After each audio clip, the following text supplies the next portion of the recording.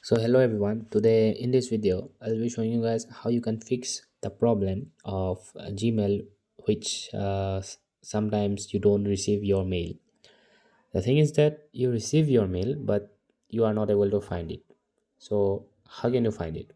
First of all, you just need to open your Gmail application, and after that you go to the three lines on the left top, and from there you check your spam folder first.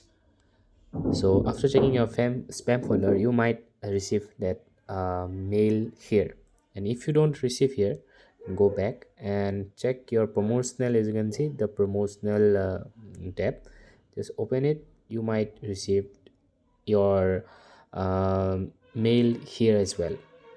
And if you don't find your mails even after doing searching the places I just recommended, then just go to your settings and then go to apps, and after that go to Gmail.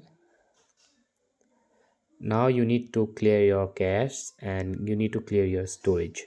After clearing your cache and storage, you just go to Play Store and go to Gmail, Gmail, and from here you just need to update your Gmail account. And after updating it, just restart your phone, and after that, and after restarting your phone, your problem will be fixed. So hope this video helped you, and if it did help, then please click the like button. Thank you.